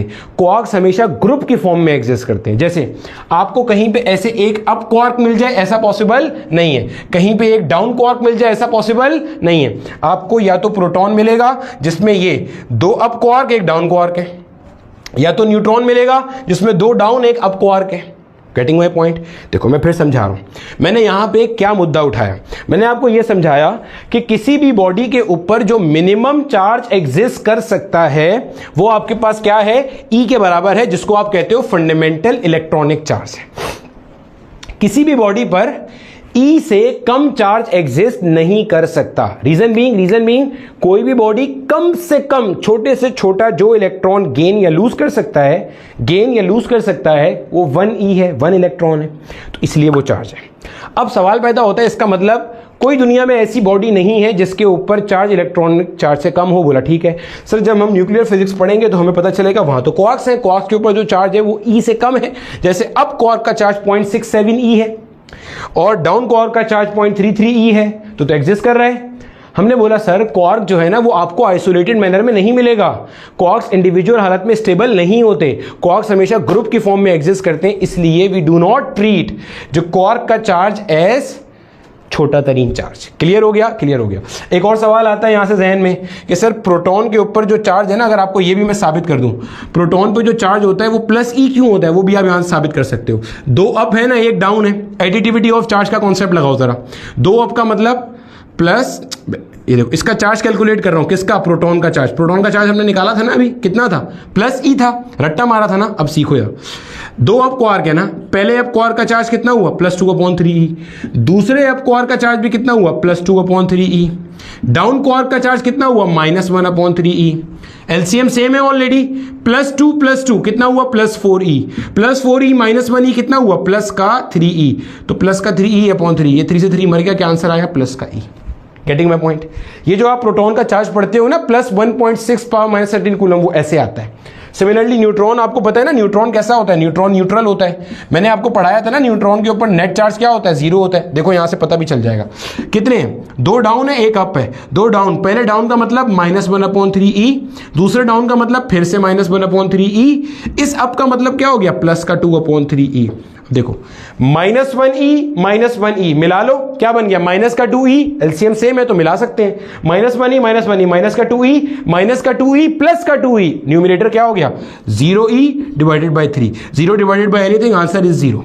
तो न्यूट्रॉन का नेट चार्ज क्या होता है, 0। और मेरे लेक्चर में बोले गए अल्फाज याद है, अगर किसी बॉडी में नेट चार्ज 0 है तो इसका ये मतलब नहीं है कि उसके ऊपर चार्ज नहीं है, इसका मतलब है जितना पॉजिटिव चार्ज है उतना ही नेगेटिव चार्ज है। तो जितना पॉजिटिव चार्ज है उतना ही क्या है, नेगेटिव चार्ज है। छाप लो इसको जल्दी से, 1-2 छोटे छोटे पास ईयर के क्वेश्चंस करते हैं and then we are done. अब देखो मेरा बच्चा, जितना कुछ हमने आज की क्लास में पढ़ा है उससे रिलेटेड ये 2 सवाल हैं जो कि माजी में आए हुए हैं। पहला सवाल ई-कैट 2023 में पूछा गया है, दूसरा सवाल एमडी-कैट 2021 में पूछा गया है। आपने वीडियो को पॉज करना है और पहले सवालों को खुद से एक बार जेन्युइन अटेम्प्ट देनी है, ठीक है। चलो देखो, कहता है when 10 की power 14 electrons are removed from a neutral metal sphere. अब मैं ये मान के चलूंगा कि ये सब चीजें आपको पता है। Then charge on the sphere is, अगर आपने इतने इलेक्ट्रॉन इस स्फीयर के पास से निकाल लिए तो इस पे चार्ज क्या आ गया।